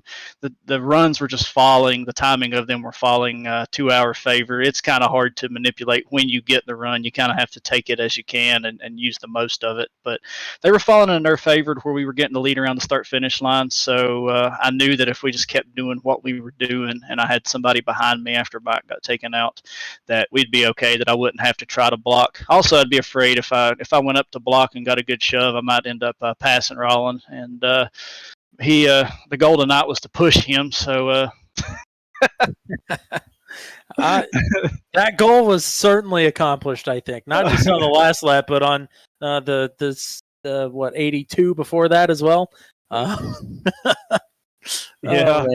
It's funny, though, to be honest with you guys. We were talking about it earlier today, and we was kind of talking about short pit and different things we wanted to do. And that first yellow come out a lap before we were going to pit. So our discussions today kind of texted him back and forth throughout the workday. It was kind of like, well, we'll just see what order we're in. If you're behind me, I'll push. If vice versa, however we fall, we'll just push. And it just worked out to where I was behind him, and then I kind of noticed he was holding really steady in front of me and what the lap times were, and we were a full half a second faster whenever we were out front, and I was pushing him, and I was like, well, it's too late to change that now. If it's working, you got to go with it. Well, anybody else you want to shout out here tonight other than your teammates at White Knuckle? The lovely Trading Paint, so everybody can see my beautiful paint tonight. NitroRacing.com, those guys, and everything they do. Darlington's coming up, tough track, and it'll be hard to drive. They got the best setups that you can get, so reach out to them, tell them who sent you. Of course, all of my supporters and everybody on Car Inside and all that they do. RJ over at NASCAR Report, silly season. So keep your eyes peeled on everything that he has coming at you and get ahead of all the news. Of course, I don't thank you guys very often, but thank you guys for the great broadcast. You're definitely my entertainment on Tuesdays and Wednesdays when I can go back and watch the race on the days after. And even throughout the week, whenever I'm bored, I watch the other stuff you guys do, and you do a tremendous job. So hats off to you guys, and thank you for giving us the time to do this. Absolutely, partner. We appreciate you coming out, and congratulations on misspoke a little bit earlier. It's your first career runner-up finish with us here in Truck 200, but podium number 3. Here's to many more. Congrats on the run here tonight. Thanks, guys. I appreciate it. Y'all have a good night. And now I am excited to get this gentleman into booth 200 for the first time. Several times a podium finisher here this year in Truck 200 competition, but a first-time winner, and we finally get to talk to Roland Holt. Welcome to the booth, partner. How are we feeling after the big win? We are fired up, Tommy. We are fired up, and I had to give you an interview tonight after a win. I couldn't just exit out, brother. Well, that's what I was hoping, partner. Man, it's been a long time coming. You've been absolutely busting your tail here in Truck 200 with great finish after great finish. You led the most laps here at Daytona last season, and I think you've certainly got that locked away here tonight. Did you ever leave the top 3 at any point tonight? I don't think so. No, I think I stayed in the top 3 all night. I mean, it was really a good night. What does it take to command the field like you did tonight at a track as chaotic as Daytona? Well, first of all, it takes luck. We know that, but it also takes good teammates, and obviously I have 2 of the best in the field, and Nathan and Mike Berry, and obviously Nathan and Mike both at different times. They're the ones doing the pushing, and I was just holding on, and they kept me up there, and I'm very appreciative of that. Matt, what do you got for our race winner here? Well, congrats on the win. Great to get to talk to you. And I know it takes good teammates to push, but it takes a good one in the front to keep a pretty wheel there for them to give a solid bumper to push on. So you did a heck of a job here tonight. Was there any point there in that last run that you were pretty worried, or did you know that you had Nathan there with you and you were rocking and rolling there to the end? I felt pretty secure with Nathan pushing me, and also with Kyle Zittel, with the man I was racing. I know he races clean, and that took that concern out. You know, I knew he would run me clean all the way to the finish, and he did, and I'm appreciative of that. But when you got Nathan Reynolds behind you and doing the pushing on these super speedways, I mean, that gives you a real boost of confidence that you're going to be all right, and and we executed our plan perfectly tonight.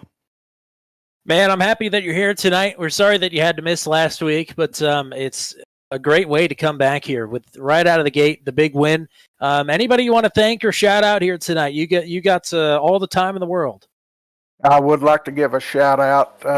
As you know, I missed last week, and I'd like to give a shout out to my brother Rodney. He watched the race tonight, and he's listening now. I'd just like to tell him that I love him. He lost his wife last week with a 2-year courageous battle with cancer. Her name was Lisa, and she fought a great battle, but as my truck clearly says on the side of it, I know where she's at tonight, and he has peace in that. I have peace, and I just hope everyone else will find that peace. Absolutely, partner. Thank you for the time here tonight. Thank you for racing with us. All the best from us to Rodney and the rest of the extended Holt family here tonight. But man, what a great effort here tonight to walk away with the victory in dominant fashion at Daytona. You don't see it often. So go celebrate, go party hard, but don't party too hard. We need you back here next week. I got you, guys. I appreciate you. Oh, man. Roland Holt, finally. I mean, he's come so close so many times and will finally get the victory that he's deserved here. What an interesting race in a couple of different aspects. But man, you can't argue with the results.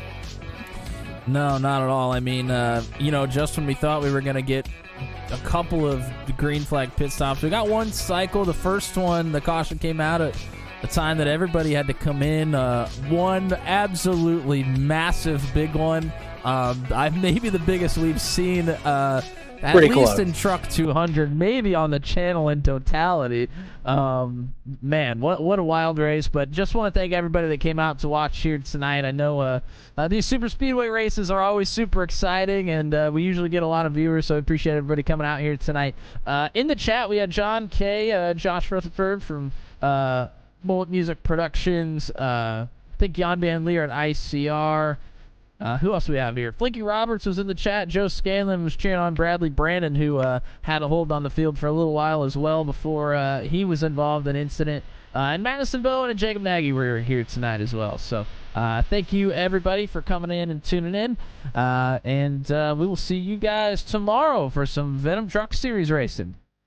Absolutely. Venom Truck Series tomorrow night. The Bubonic Bomb Booty 170 at Auto Club Speedway. Yep. But it's Auto Club, it's truck racing. You can't go wrong with that. Wednesday night. Oh boy, strap in. Yeah. Monza combined. For the Daredevil series. Big speeds, big danger, big everything, big banking. I don't know what else you want. If nothing else, tune in for that first lap, because that first lap is going to be absolutely bonkers. I'm not sure what to expect. I just know you saw Bowling Shoe ugly a couple of times tonight. Italian bowling shoes ought to be even uglier. So we'll just put it that way. Then we're back to Daytona on Thursday night with Maximum Velocity Racing League. And then we're back to Daytona next week with Truck 200. But not the oval. No, the road course. So some left and rights next week for the trucks. It's the first of 2 road courses on season number 2. It's the first of 2 Rovals, this one being the biggest and baddest of them all. So the best way to make sure that you are here for all the great racing action that we have on the channel is to hit subscribe. Hit like on the stream while you're down there as well. Every little bit helps us here in our quest towards 1,000 subscribers. No matter how far away it seems, we'll get there someday. Not Sunday, but someday.